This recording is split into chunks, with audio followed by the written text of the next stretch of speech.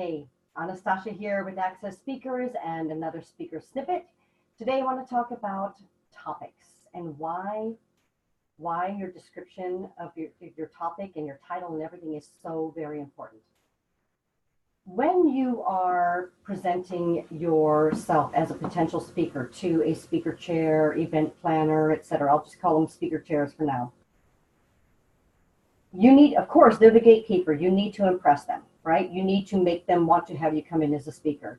But more importantly, you need to make the potential audience member want to hear you as a speaker. That speaker chair is judged by the audience. When they see a speaker and they think that speaker's fantastic, that's when they get a pat on the back for being such a great speaker chair. When the speaker sucks, that's when their heads roll. Okay, people complain about the speakers, blah, blah, blah. So a speaker chair has a lot riding on who they select. What happens is that the potential audience member is not getting everything that you send to a speaker chair.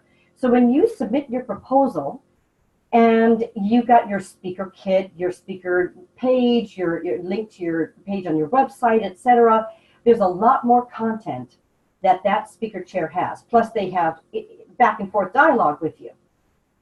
The person on the other end, the potential audience member, all they're going to get is your name, a headshot usually, maybe your bio, the topic, maybe for sure they'll get the topic title, maybe a topic description. That's it. That's it. That's all they're going to get. If your topic does not draw them in and makes them think, I need to go to that meeting, I need to buy a ticket to this event, then it becomes problematic. Okay, then the speaker chair is not pleased.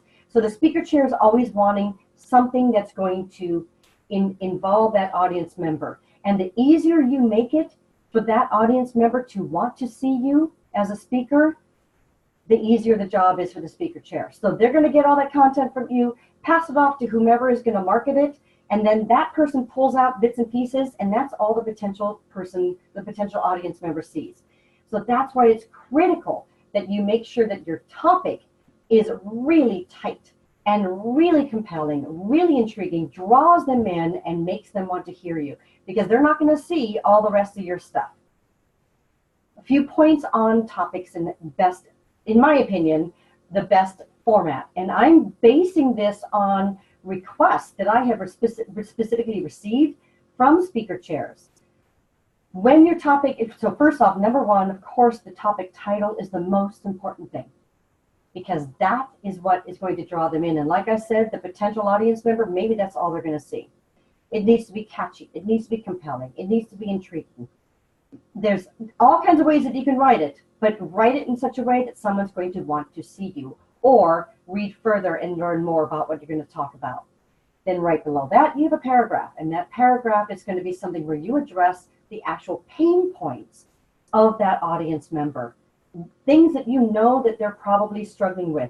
Maybe they don't know that they've got that pain point until you point it out. You know, many people struggle with blah, blah, blah.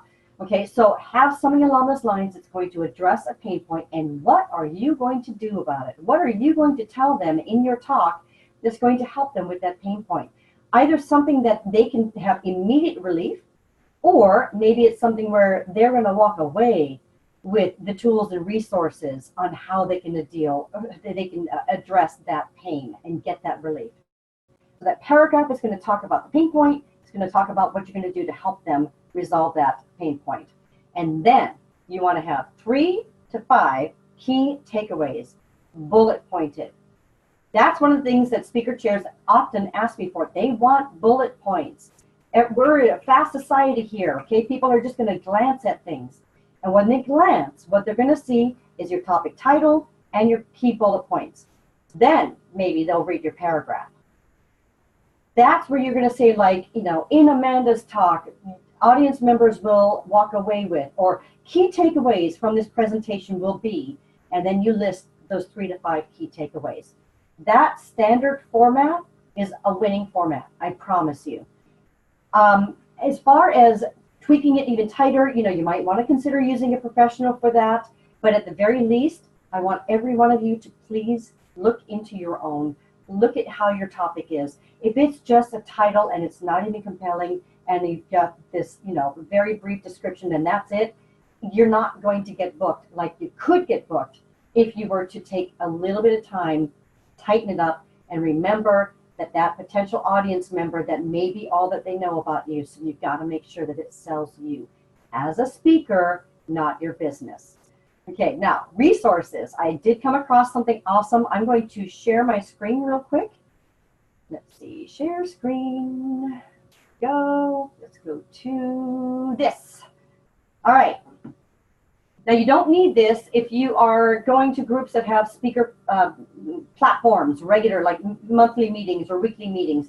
But for conferences, you've got to have a professional speaker proposal. For some people, that's enough to make them break out in hives. I'm happy to tell you that I found an awesome resource, Aurora Gregory, whom I adore, kindred spirit.